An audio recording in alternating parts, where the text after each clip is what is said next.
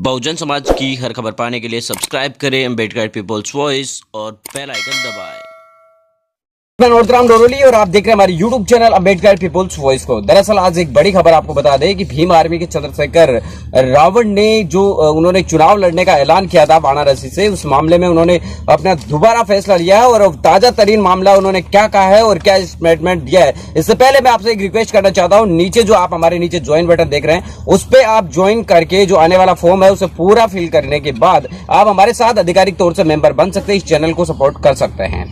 साथियों, भीम आर्मी के संस्थापक चंद्रशेखर आजाद ने एक प्रेस कॉन्फ्रेंस करके कई दिनों पहले ऐलान किया था कि वो वाराणसी से प्रधानमंत्री नरेंद्र मोदी के खिलाफ चुनाव लड़ेंगे। उसके बाद उन्होंने वाराणसी के अंदर एक रोड शो भी किया और रोड शो करने के बाद ही एक दिन छोड़ के अगले दिन बसपा सुप्रीमो मायावती ने एक ट्वीट करके भीम आर्मी के चंद्रशेखर को बीजेपी का एजेंट या बीजेपी का दलाल करार दिया था और उसके बाद राजनीति है वो गरमा गई थी, क्योंकि उससे पहले भीम आर्मी के चंद्रशेखर से प्रियंका गांधी मिली थी और कई तरीके से है वो मामले सामने आ चुके थे लगातार। उसके बाद भीम आर्मी के रावण चंद्रशेखर ने जब से वाराणसी से चुनाव लड़ने का ऐलान किया था तब उन्हें यह एहसास हो चुका था, क्योंकि बहुजन समाज उनसे छिटक रहा है। ये उन्हें एहसास उस समय हुआ जब सहारनपुर के अंदर वोटिंग हो रही थी, तो भीम आर्मी के संस्थापक चंद्रशेखर केवल मात्र 5 मिनट सहारनपुर पहुंचे और अपना वोट डालकर तुरंत के तुरंत वापस निकल गए। हालांकि आपको बता दें कि भीम आर्मी ने सहारनपुर से कांग्रेस को समर्थन दिया था और जो है वो 11 अप्रैल को पहले चरण की वोटिंग है वहां पर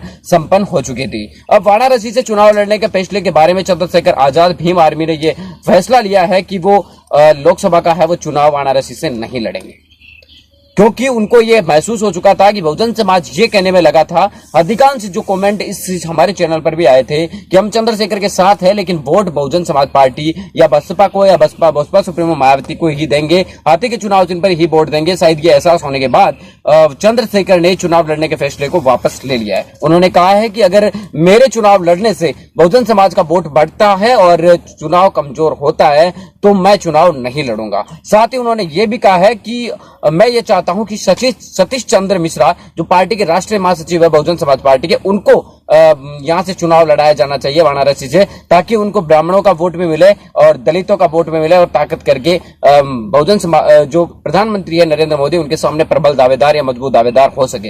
हालांकि आपको बता दें कि वाराणसी की जो सीट है वो समाजवादी पार्टी के खाते में है और यहां से अभी तक उम्मीदवार समाजवादी पार्टी ने घोषित नहीं किया है। तो इस फैसले से चंद्रशेखर आजाद ने अपने फैसले को वापस ले लिया है। मिलेंगे नई वीडियो नई अपडेट के साथ, तब तक आपसे लेते विदा। लाइक कीजिए, कमेंट कीजिए और शेयर कीजिए।